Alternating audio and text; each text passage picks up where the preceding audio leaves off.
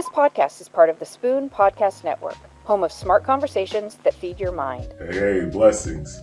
I'm Chef Ryan Lacey, and this is another episode of Soul to Table. And today we have, I like to call culinary powerhouse, newly introduced, already well appreciated, Chef Jeremiah Bryant. Thank you for joining us. Thanks for having me. I appreciate it. Man, we've only crossed paths for a couple of weeks, and we have crossed paths in one of the best locations to do it. Indeed. Yellowstone National Park. It's a pretty amazing place. Yeah, man. How did you even get into the food industry? Shoot, I think I was, when I was 15 years old, I should mention that I'm 47 now, but when I was 15, I needed a job, so as most do, I went and got a job at, I don't know if you're familiar with Sioux Plantation. Oh yeah, that's my dad's favorite spot, man. R.I.P. The other part of their company, something tomatoes or sweet tomato. Yeah, sweet tomato, yeah. So I started scooping muffins, and I worked at the pizza station, pizza-ish. So I made pizzas, made baked potatoes, scooped muffins. And actually at the time in high school, I was thinking I was going to be an artist.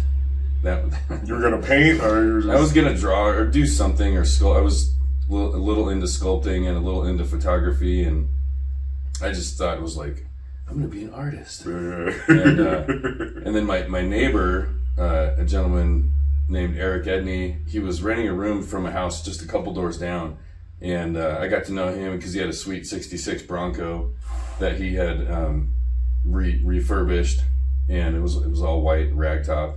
He actually let me drive that to my first real restaurant interview. So it was pretty cool. But he did a little private chefing situation, and this is 97 something. Yeah, that wasn't a big No, it wasn't a big thing. So he would meal prep for 5 days and then go deliver it to the person's house, and he'd started his own little deal. And so I'd go over there and I'd cut up carrots and onions for him. So nice. And I would after high school, I would go home and watch cooking shows, which at the time wasn't the Food Network. No. We're talking about what, like Julia Childs and PBS and all that? Reruns of Julia Child. PBS was Great Chefs, Great Cities. Not Great Shitties. But shows like that. So, and I was always interested in it, and then working with him and helping him do some stuff got me a little more interested. And then I got a job at a steakhouse via that Bronco. And then I started off as like an expo. We'd load up the baked potatoes and make salads and stuff like that. And then I was a lunch line cook, and then I was also a busser. So I was working like 3 parts of that kitchen. Swiss Army knife. Army knife. And then I think one day, that's where I met one of my great mentors, Brian Rutherford. And he was the chef there at the time, and is still my friend and still my mentor. And I was complaining about lunch service as a lunch cook does. And he says, "Why don't you shut up and go to school?" Ooh. And I was kind of like right in that way. Like I was having a little pity party, as lunch cooks do, as young people do as well, as any cook does. And so I took that to heart. And then maybe 6 or 8 months later, I ended up getting a job in a sandwich shop just to kind of bide time. And then I ended up going to Portland and went to the name of it, Western Culinary Institute at the time. Oh wow, which previously was Horst Megger's School of Cooking, and then eventually turned into Cordon Bleu. Yeah, they got bought out. Yeah. And I don't even know if it's still there anymore. That was a long time ago. Yeah. That was one of those schools that kind of stood out to me, and then once I got older, I ended up going to the Cordon Bleu in Pasadena. Yeah. Oh, okay. Yeah. It was just a trip. But the part of that, after doing some research on CCA, CIA, and stuff like that, what stood out to me is I didn't want to go back to school. I did not like school. Who does? Yeah. School's, I don't know, I'm more hands-on kind of, I'm a ditch digger, so to speak. So that school was 1 year cooking, learning, and there was a management course, and we had to design a restaurant and the menus and cost them out and all that kind of stuff. But the majority of it was, the first 6 months was 2 weeks of introductory courses, so to speak, baking, and we worked in a deli, and we worked in a breakfast place, and So it was amazing because it was just working and cooking and learning in the kitchen. That hands-on, man. I notice a lot of chefs, we tend to be more tactile, like naturally creatives, but there's something about physical execution more than just sitting, going through paperwork or just being stationary for too long. It drives me nuts. Even at this stage in the game, I've been executive chef in a couple hotels and have a catering company, and what I've learned about myself, because I chased that title for a while. Yeah. Like, I want to be executive chef. I want to do this, or I need to be in charge of all this stuff. And what I learned is I'm probably a much better sous chef or exec sous chef than I am an executive chef, because I can't stand to be behind a desk. I don't want to push paper. I want to cook food. I want to teach young people. I want to mentor young people. And so I end up, once I came to terms with that, life was a lot more chill.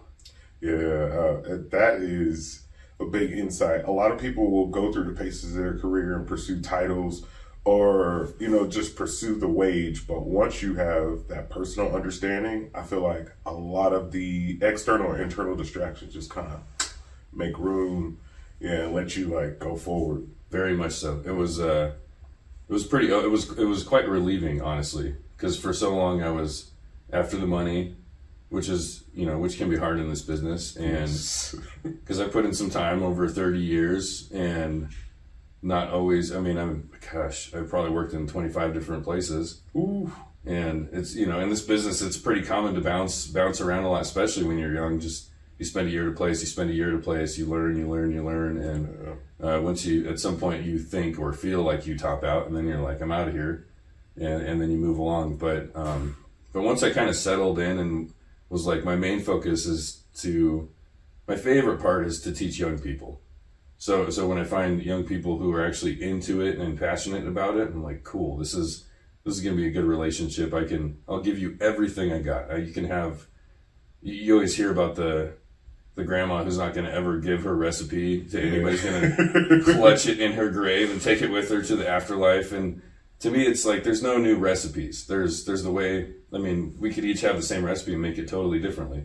Yeah. So I just really like digging into all the nooks and crannies with the kids that just don't know. And especially out here, a lot of these kids never even had a job before. Yeah, we are in a unique situation. Cooking at Yellowstone, you can have people who have extensive culinary experience and love nature, and then you can have people who just want a summer break. Yeah. And that's a testament to you and to some of the other leaders here in the food and beverage space, to see so many different faces from around the world that come here, and you're like, okay, I have to give this guy who speaks a quarter of the English that we need to be able to execute in the kitchen, execute on the line, or even just how to prep a salad. That language barrier, to get through that is a testament to, your culinary cultivation, man, for real. Well, and it's actually pretty telling about what we do. It's one of the only, maybe the only art form that encompasses all of the senses. Yes. Have you ever gone to a restaurant and had a meal that actually made you euphoric? Yes. Or, you could, but you probably wouldn't eat a painting or really get up and smell it and lick it and feel the textural differences with your mouth. And it's a pretty personal thing. So to be able to show that to somebody that doesn't speak the language, but have them also understand it without the language itself, without English or Taiwanese or whatever it is kind of a beautiful thing. It transcends just language in some respect. Yeah, that's the euphoric moment that we pursue as culinarians. The closest representation I've ever seen of that was in Ratatouille, and I'm like, bro, I had a external moment, and oh my god, I don't think I could do any better if I tried. Just to take you completely from where you are and put you in the presence of all your senses and ignited memory. That's a priceless goal to obtain to. That's the exact moment I always chase, when he gets shot back to his grandma's house. Yeah. And he's eating the ratatouille. Yeah, and with trying to execute that, and just with building your skills. So you completed school at Portland. You were still, juggling a few light hand jobs. When did you hit the ground running and you like, okay, chef coat on, apron on, it's my time? Well, almost right when I got back to San Diego, I went back to San Diego after culinary school and got a job as a lead line cook at the Rancho Santa Fe Inn, which that area is pretty affluent, and we were doing some nice food, and then skipped down the block to Delicia's, and that was really like, that was fine dining, and I got a job as a sous chef there, and then really settled into doing some really nice food. And the chef there at the time ended up rolling into his own catering company, which is still going on right now, and they're huge. But we did a lot of catering events out of that restaurant. We had a lot of high-end people coming through. Bill Gates had a house there at the time. I don't know if he still does, but we just we were doing caviar and foie gras and ostrich, and we had a wood fire oven.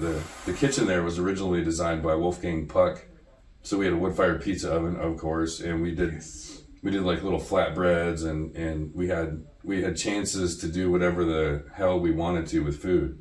They would get us all kinds of proteins, and did I mention foie gras, which was legal at the time? Yeah, it was super illegal. I caught that. We at the time it was still legal there, and we did this foie gras French toast one time on this pistachio bread that we made in house. Good God. With a port wine like demi syrup, and that was, oh man, I still remember that to this day. Yeah, how could you forget that, man? And then one of the other sous chefs, Charlie, him and I became fast and good friends. That I would come in for dinner with my wife, and he would throw down like 12 courses, and then he would come in to dinner with his wife, and then I would throw down 12 courses, and we did this little little chef battle where we could see who could top the other. And it was those times that were really quite fun, and it wasn't until a few years later that I don't know, I think my role in the kitchen transitioned into more of a mentor than to just playing with food.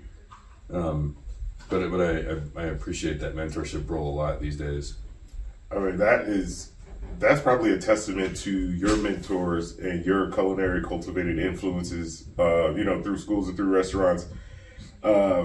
I have never seen somebody become a great mentor that didn't have one themselves. Oh, for sure. Yeah. And those things, like, if you can hold on to those things, not just to use them for yourself, but to be able to like hand over the keys, not be a gatekeeper. Yeah.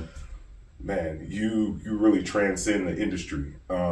As we watch all of these different chefs, come into their own, how do you recognize like, this is the next one, or this is somebody who I should interact with or put hands, and really involve yourself? There's just the way they carry themselves in the kitchen. You can tell in their eyes right straight away whether they care or they don't care. Yeah. And it's not that they care about food, but they care in general. They're attentive. When you're talking to somebody and they're physically paying attention to you, not just with their eyes and their ears, but with their body, there's a lot to be said there. And there was, when I worked in Yosemite for a couple of years, and there was a kid from Kosovo, and he didn't know jack squat. Like, he never worked in a kitchen, never had a job.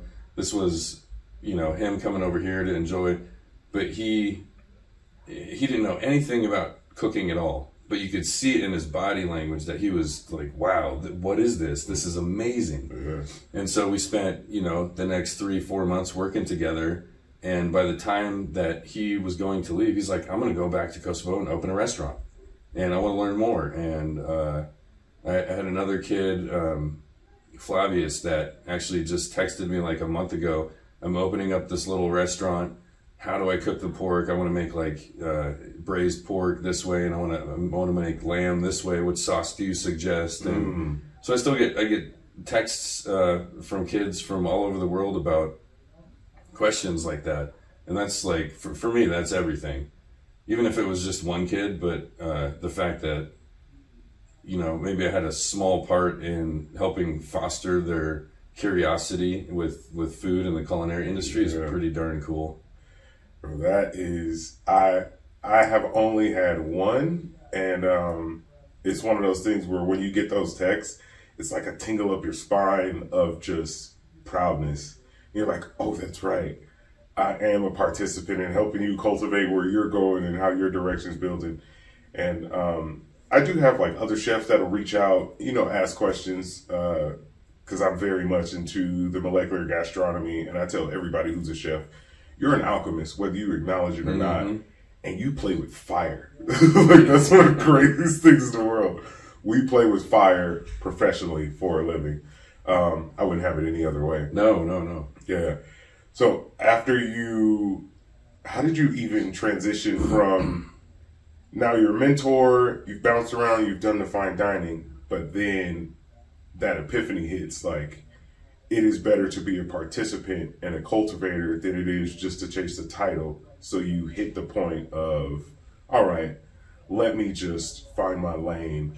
What are some of like the highlight restaurants that you've come across from the West Coast, I guess now to the central, we're in the Central Mountain Range. Yeah. I should pay homage to some of my mentors. I mentioned Bryant Rutherford. He was like kitchen father. And not so much just because he was, a Michelin star chef or any of that kind of stuff, but just the man was always really took me under his wing, and I ended up working with him like 3 times. The gentleman that started his catering company, whom I'm still in contact with, and when I go back to San Diego, we'll be working with, like the day after I get there, Barry Lane. I did get a chance to work with Chef Gavin Kaysen and Patrick Ponsati, who's still in San Diego. Patrick is the man. And that I worked at the Rancho Bernardo Inn for a brief time, but they stuck me in pastry, and Patrick's a French master chef. Oof. And I didn't know, I only knew pastry from school, so, but he was awesome. He was super supportive and not like your quintessential French chef throwing shit at you, but he worked with me and taught me a lot, and I still go whenever I find out where he's at. I'll go eat dinner wherever he's at. But and a huge part of the catalyst for me was other outside lifestyle changes. Like I was as are some chefs, a raging alcoholic. and drug addict, and just eating a bunch of pills and just doing that thing, just showing up hungover and drinking myself to the next shift. The rock star life of the kitchen, man. And then and that all kind of came crashing down at some point, as it does. And so this January I had 14 years of sobriety. Much respect. I'm 2 years in, man. But that's a huge, that changed everything. And so it also filtered into what I was doing. And I think one of the best gigs I had was I was out of work at some point for a couple months, and my buddy John called me and he's like, hey, these guys want me to open this little Italian restaurant and I need help. And I was like, cool, I'll go. Yeah, and that's my perfect deal. I'm going to go help you be successful. And then 6 or 8 months later, he was kind of over it. He left and I took over, and it was like a little 80-seat pizza place. And I ended up pulling a bunch of kids that I had worked with in other places. And it was probably my favorite place to work, because I was spinning pizza every day. I was cooking on the line every day. I was working shoulder to shoulder with all of these kids, and we were all just learning from each other and having, and it was right after COVID. We stayed open during COVID in a sense where we just had a table out front. We did to-go food, but for whatever reason, we kept going. And right after COVID, our Friday nights went from like $1,000 to $3,000 to $5,000, and we just like exploded. And so I had a chance to make the menu mine, in a sense. Italians are pretty stringent on what they will not allow. Yeah. Don't ever dare call that place and ask for chicken Alfredo. They'll hang up on you. No, gotcha. Don't ask for chicken on your pasta. There's some things that I learned, cool things that I learned from those guys about what's truly allowable in a real Italian kitchen. But then I was able to, when I left that place, my sous chef took over seamlessly. And to me, that was the success. Like, we made really good food, and we had great compliments on all the things that we did. And high accolades in the community. But for me, the fact that my sous chef took over and seamlessly ran it for the next year was the real success. Yeah, that's a fluid transition. Even when you're looking for greener pastures, that's how you know. I didn't just run the place. I cultivated like a team that understands the entire flow. With producing pizza, that is one of the most Commonwealth umami dishes around.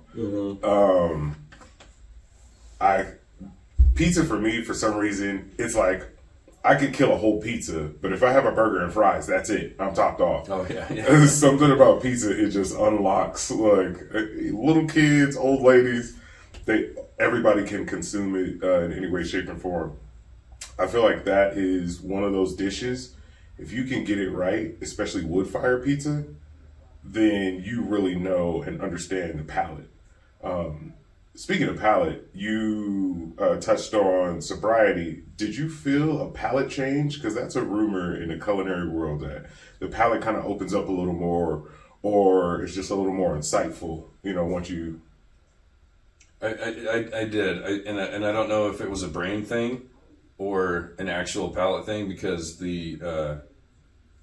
after a couple weeks, after a couple months of being sober, my brain turned back on, so to speak. I didn't realize how clouded it had previously been. So I think that has a lot to do with it, and not just the tongue in the mouth, but me actually being more present in the moment and much more aware than I had previously been. Which again, I was kind of unaware how dampened all my senses were based on the alcohol use and the like opiates and things like that. But the palate definitely changed. I don't know, and that old adage that attitude is everything. My attitude completely changed. Yes. Which I swear it changes the way that you experience things. So it definitely changed the way that I taste food and produce food. Although I could make good food, but I didn't. I think I ended up. What happened was I think a lot of people will rely on fats and salts, where I started coming at it from a little bit more of a different angle and balancing the flavors with acid and or just more natural things. Yeah. Not that I still love to use butter and or cooking beef tallow all the time. Oh. But it's not a trench coat. Yeah. It's not a cover for... You're not masking ingredients. Yeah, you're not just dumping it on there to be like, oh, this is going to be really good because there's a bunch of fat on it.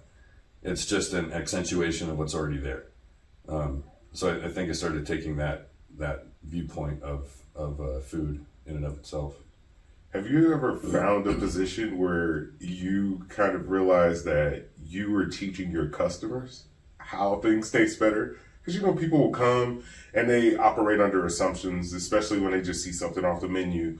But then once they consume it and you're starting to get reviews, you're like, wow, my insight and my course correction on how I execute a dish is the way that so many people appreciate it. Because you've cooked in the cultivation now, you're probably in the hundreds of thousands of mouths that you have fed. Probably. Yeah. If it was with the right wine pairing, maybe some of those things on the table was an aphrodisiac. Because of us, we have helped some people procreate, or at least get lucky. Yeah, exactly. I think probably for an example of that Italian place, we had more regulars there than I had ever seen at any place. This guy was always here on Wednesday. This family always came in on Friday, all the time, and they had regular things. But I would run a lot of specials out of there. And sometimes I had this one guy that was a pizza challenge because he was gluten-free, and he was very specific about all the things. And at first, I turned my nose up a little, like, come on, don't came to an Italian you spot, came to gluten-free. and then I turned it into an opportunity to show him some things. And we had gluten-free pizza crust, which I didn't make, but I got to take all these other ingredients, and anytime he would come in, I would just make him a pizza. It wasn't spoken; it just was how it went. And so I ended up turning him on to some things and combinations of flavors that he didn't expect or look for, and that's always a really enlightening part. And also, it made us fast friends, and we would have these great conversations. And I would say, "Oh, I did this to this product, and I'm gonna match it with this and put this on your pizza." And he would kind of be like, "That's weird," be questionable, and then he would eat it and be like, "That was fucking amazing." Yeah, that when you got it, and that's what I really try to tell people. It's not so much about the ego in the kitchen or any creative space. It's about the confidence behind your craft and your personal experiences. And even with personal experiences, a lot of chefs are notorious for eating bullshit when they, how are you for your personal meals when you're doing things, you're eating off the clock? You're very fit. So obviously, I don't know if you're counting macros or you just kind of like watch your intake, but what's your style for you at home? Well, I'd say in the past couple years, it's been about 3 years that I really kind of focused on fitness and diet. As I'm getting a little bit older, one of the things that I did a couple years ago was I went pretty hardcore into the carnivore diet, just steak and eggs, but I added dairy was fine and fruit was good. And then I've come out of that a little bit, and I just try and eat clean most of the day. Like most of my lunch and dinner at work will be a couple hamburger patties and some vegetables or fruit, and so that way I can eat handfuls of gummy bears at night. I'm working. I literally have just transitioned into like cutting out the processed sugars, and no processed fats. And I'm starting to see mental clarity, my energy change. Yeah. And let's not even talk about, because we're both crossed that 30 bridge. The inflammation is gone, bro. I'm so happy. Yeah. That was the when I first, because I went hard on the carnivore diet for like probably 3 months. And one of the first things I noticed, in addition to like taking beef liver supplements, was my mental clarity. Hands down, I felt again like I'd come out of this other fog that I didn't know I was in, and then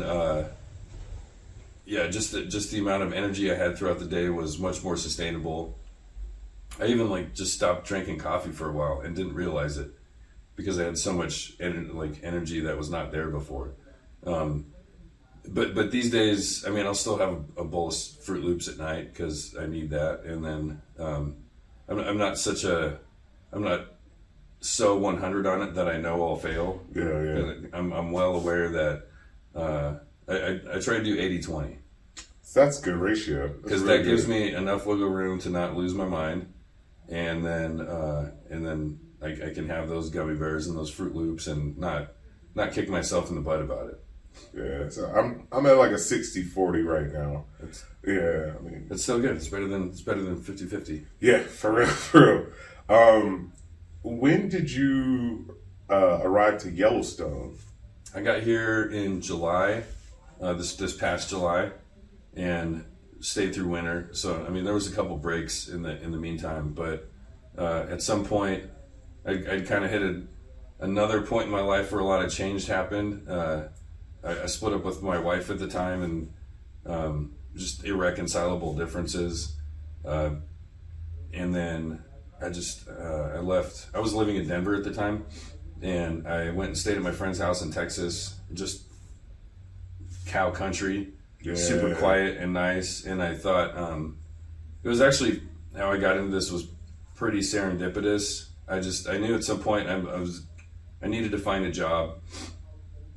And I thought my friend, a buddy that I had worked with before, Chris, I thought he was, last I had heard, he was in Taiwan. And I thought maybe I'll go over there for a few months, get a visa, and he had opened a restaurant. Yeah. And I thought that would be cool. And so I called him, and he's like, "What's up, chef? How you doing?" And I said, "Awesome. What are you up to?" And he's like, "I'm in Fresno." What are you doing in Fresno? Why is no offense, but why is anybody in Fresno? Yeah, for real. And then he's like, "I got a job in Yosemite," and I thought, "Get me a job." And he said, "Okay." And then 6 weeks later, I was out in Yosemite. So, and I've always even during my struggles with addiction, the only place that I never got fucked up was outside. Yeah. So whenever I go rock climbing or hiking or backpacking, that was the only place I was always sober. Which a lot of my friends were kind of like that. We always like went off the rails outside. Yeah, you're going to do mushrooms and yada yada. Yeah. So I thought, this would be a good opportunity for me to use my skill set to go live in the places that I love to be the most, which is in the mountains or out in nature, basically. So that really started this kind of next phase and progression in my life of the staying more connected with nature, being healthier, running, hiking, climbing all the time, just really focusing on that part and not so focused on, for lack of a better term, chasing tail. Yeah, it really is kind of therapeutic, especially for people who are so internally developing, whether it be on recipes or just, reoccurring thoughts of life, to just step out. And I feel like that peace comes back with you when you get into the chaos of the kitchen. Mm-hmm. And, when you're dealing with 1,000 covers a night, or, you got a 12 top that came in unexpectedly. Oh, and it's a birthday and they're asking for something custom. And, I've only worked with you for a very short amount of time, but you can see the control in the chaos, and it's not forced. It's just a natural ebb and flow. So much respect to that, man. Thank you. That comes from a lot of getting kicked in the teeth. Facts. Mostly self-induced. Chefs are notoriously addictive ruminators. Can be. And I used to be that guy. I used to throw shit across the kitchen, and I used to have those moments. And it wasn't until I got my life outside situated, which took a hell of a long time, to be honest. It does. But now it's what I think one of the guys that's helping us in the kitchen called me Yoda the other day. And it wouldn't be the first time over the past few years I was called Yoda, or I don't know, something like that, Obi-Wan. Someone called me that one time. But I think that being able to, they say work-life balance, which I think is kind of bullshit. Most of the time we just work a lot, but we have to balance what we are and what we do in general. And even if it's a small amount of time outside of work, to go out and hang out in the trees or do whatever it is that you like to do outside, that's super important. It may not be truly balanced, because we tend to work 60, 70, depending on where you're at, we tend to work a lot, but we do have to take that time and not just sleep in and lay in bed. And, because the more, I found the more that I do that, I'm resting, I kind of stay tired. But if I drag my ass out of bed ultra reluctantly and get up on a trail and just run like a mile or two and then come back, I feel absolutely invigorated for the rest of the day. And or in Yosemite, we would wake up at like 5 a.m. and go run a mile and then go jump in the Merced River at like when it was 36 degrees. Yeah, I've been up there. It's cold. Me and this dude Coob, we would get up and do that, and we did that for 6 or 8 weeks solid. And the first time I got in the river, it was like 30 seconds maybe, and I was clutching my pearls. But then after a couple weeks, we were running 3 miles, and we were in there for 5 minutes, and it was a whole ritual. I think one of my best days ever was it was like 2 Januaries ago, and we came out and it was snowing, and the valley was absolutely dead silent, and we got in the river and it was just snowing on us, and it was the most insane thing I ever experienced. One of for sure. Yeah, that's one of those moments in between moments, just ultra surreal, when the only thing that exists is the present. Yeah. Yeah, those are priceless. With that transition, is there like a way where you can have a small moment to yourself and it carries so much value that it can balance out 11 hours in the kitchen, That's the challenge, brother. That's the challenge. That's the... I think that's for everybody to find individually. I mean, for me, it's it's certain things. It's running. It's doing. For me, running's like meditation. It puts me in a meditative state. Some people fucking hate it. And I remember listening to this. I forget what his name was now, but it was like Black and White from the '70s, and he was mentioning that anybody that says they can teach you how to meditate is full of shit. I like that. Because you're you, and you can find your meditative state if you look for it, but only you know how to do it, and nobody can. Because from their perspective, they're looking at it through a totally different lens.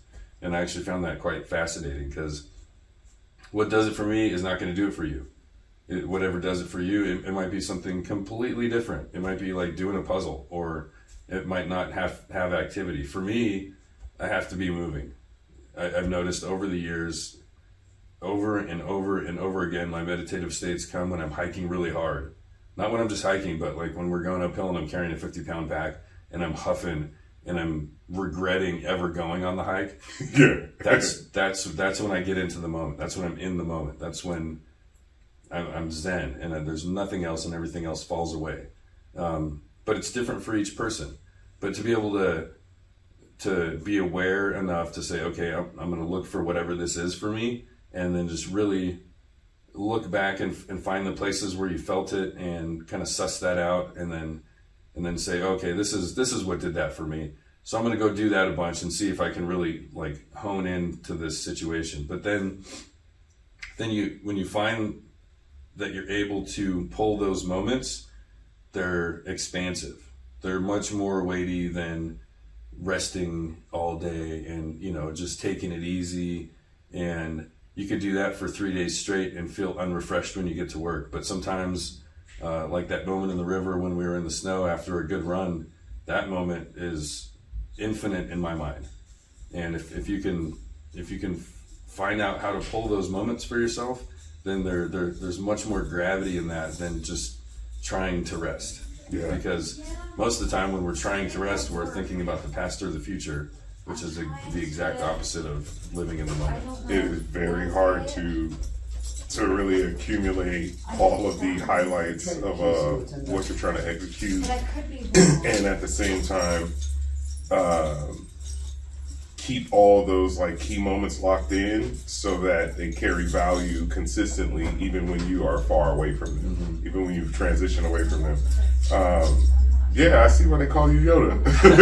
For real. That is not easy, man. And for a lot of chefs and a lot of people in the industry, just staying away from consistent substance abuse has to be one of the most complicated things in our industry, and I don't know how it became a constant. I guess it's the stress, or somehow like there's so many creatives that got into the space and they kind of carry themselves like rock stars. Like, we're not Steven Tyler, and I mean, he's sober now. So, yeah, that's one of those things where we don't realize that we get caught in this loop. And I was even guilty of it myself in my 20s, dabbling with a little bit of this and that, going to parties, going to underground raves, and then the next day it's like, oh, you're an idiot because you have a 9 a.m. open. Yeah. You went to the after party. Yeah, I'm still up from the night before. Yeah. You're like, oh, okay, I'm a genius. I didn't know that. I also think that the industry itself is a little attractive to people that are maybe prone to addiction. There's chaos in the kitchen, and it's palpable, and you want it, and you might complain about it when you're in it, but then after it's over and you've made it through it with your team, it's like this euphoric blast. Yeah. Like, we just got our asses kicked for hours, the tickets on the floor, and then once you experience that, it's just like another high. So then you're like, again, and then the celebration afterwards, and then work again, and it's just like, it just keeps going and going and going. And so once I started finding that, man, it was like, it was a whole nother addiction. Just the addiction of the chaos of the kitchen, and the super high from just blasting out an awesome service and serving 500, or depending on the size of the restaurant. But when that ticket hits the floor and you're fucking sweating, everybody's cussing, and and then it's all calm at the end of the night, and only one dish got sent back or none got sent back, and then everybody's high five, and then like, let's all go have a beer or shots or all of the above. Yeah, we're culinary masochists. Yeah. And I've also noticed in that same thread, at least in the Western world, a lot of chefs are masochists in the sense of tattoos, body modifications, piercings. Yeah. And it's like, okay, maybe there is a certain vibration in creation that we come from. We may have different backgrounds, different cultures, but we attune to a certain frequency. There's something there. There has to be. There's too many of us around that share similar characteristics that whatever it is that kind of lifestyle is attractive. But then it's such like a chrysalis, because I've seen so many go down the hole and then rise from the ashes and come out all focused on health and well-being, and just like I have it, you see it time and time again. Yeah. You see these people just drive themselves into the ground and then have the epiphany and then come out of it, and it's kind of wild. I really feel myself kind of in the chrysalis stage. That's how we ended up with Soul to Table. That's why I've developed Terra Chef Academy. Just kind of building all these things to help other people get to the same understandings in their own way, whether it is in the food that you intake or just wanting to cultivate or just be more comfortable in the kitchen. Like, as long as, like, you can cultivate and mentor people and give them access, then you feel like there's a contribution outside of just another plate on the table. Yeah, and that's it gets heavy, because it feels like a obligation that is self-inflicted. Yeah. Nobody appointed you. No, nobody appointed you, and you brought it upon yourself for sure. And I think that's another part of the transformation is, it goes from like, this plate of food is everything, and then you realize that it's the people around me that I need to push into success, not drag along behind me, but I'm only successful. I'd rather give credit to all my staff and be in the back in the storeroom and nobody see me than to stand in front of everybody and take all the credit. I can't stand that shit.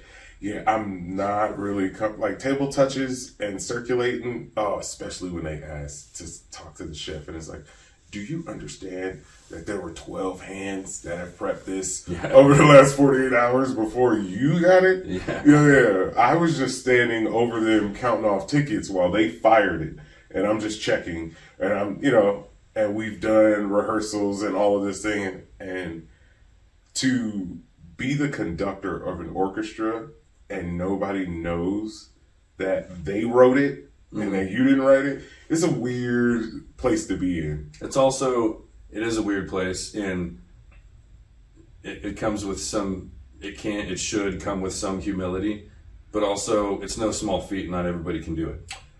There's a lot of bosses out there, but there's not a lot of leaders out there to be able to, because everything is our fault. Yeah. Whether it's success or whether it's failure, if one of our people fails, we either didn't communicate thoroughly enough to that person, or we didn't get rid of them even though we should have, or we gave them too many chances, or we just need to spend more time with them in a different way, because everybody learns differently, and you got to tell the same story 5 different ways to 5 different people. But ultimately, everything falls on our plate, and that's maybe we didn't cook the food, and maybe we didn't even, maybe we let them write the menu. Maybe they did all that stuff, but whoever got them together, pointed in the same direction to achieve the same goal, that's no small feat. Yeah. So to get a group of people together to create the best dish somebody ever had that you had nothing to do with, like, how do you inspire people to do that? For real. That's a trick. Yeah, that is, understand again, I'm gonna go back to this, the title of Yoda. It's all making sense now. Yeah, I'm new around these parts. And as I tap in with people, and just tap in with other culinarians, maybe unbeknownst to you, but people speak highly of you behind your back. Yeah. That's cool. Whether it be your acumen or whether it be your mentorship or whether it's just your leadership in the kitchen. People do speak highly of you, which is why you instantly was like a green light. I was like, okay, let me tap in with Chef Jeremiah and just see, one, like how to move in this space, in this new space, but also to be a guest here. You have a lot of gems, and one day I hope you end up in a situation where there is a army of people under you, not in the sense of a kitchen, but just who can pay tutelage in the culinary space, if that makes sense. Yeah, that's flattering. It wasn't always the case, so I'm happy that it is now. Yeah. Because I wasn't always the guy that was spoke of highly. I mean, nobody is. Sometimes I was just the naked guy at the party. Yeah, and that would be like part of your monologue, you know, the transition. That's part of the chrysalis. And so you come with a lot of gems, but now it's time to get to the nitty gritty. This is a round of quick fire I like to ask all guests. When you are at home, what are your top 3 things that are your go-to that you're eating? Ribeye, eggs, yogurt. Ooh, delicious. All right. That's an easy one. Yeah, very easy. Yeah. Some people were like, well, I eat a little bit of everything. Where do you see the culinary space going and you're excited about? You're like, yes, you see those things and you're like, I'm not a part of it, but you get that thrill. I kind of, I think for a while we saw these little fads going on with like the cupcake thing and the little butt cake thing and the crepe thing. And I feel like things are coming back to things that don't die. Basics, pizza, burgers, things that just will never die. People, even the molecular gastronomy was a thing for a while. It still has a place for it, I think, with the right hands, but it's not as all over the place as you used to see. You see a lot of, it's just like going back to home cooking in a way, or at least takes on home cooking, which I've kind of always cooked that way. Because, I mean, there's always going to be pot roast. There's always going to be mashed potatoes. Yes. There's always going to be hamburgers and pizza and apple pie. There's just things that ain't never going away. And I liked, and in all cultures, I mean, you look at how huge ramen is now, and that's a staple, and or pho.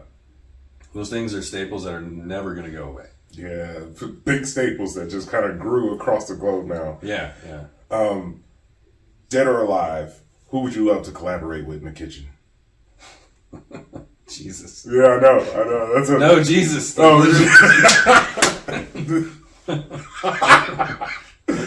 oh my souls. Hey, That's can you turn that cherry into an avocado real quick? Oh my God. Yeah, when supply chains is short. Yeah. Just so I could chirp in his ear. Like, I don't know if you've ever read the Bhagavad Gita, but it's like this guy Arjuna has a conversation with Krishna, who's basically a Jesus of their. Yeah. But I would be cooking food, but I'd be like, hey man, what about this? Like what, I'd have to ask all the questions. No, that definitely is going on my read list while I'm here. Jesus, that's great. That's the best answer I've gotten so far. If there was 3, or we're going to say 2 dishes that you feel that you could have eternally, what are those? Oh, one's got to be pozole. Ooh! And then, but green with pork. I know traditional is usually a little more red with beef, but green. Yeah, the green pozole with the pork. Okay. It's like the first thing I make for my friends when I go to Texas, and I love. And growing up in San Diego, just Mexican food. Yep. In general, I lived off that stuff I lived on burritos my whole childhood. Likewise. And the second one, probably just like steak and potatoes, or just those, probably steak and potatoes. Steak and potatoes. Heard. Now, this is one of those things where it's up to you, but if there's anything you want to promote, if there's anybody who you want to shout out, if there is outlets that you would want us to pursue and follow you on, please let us know. Nope.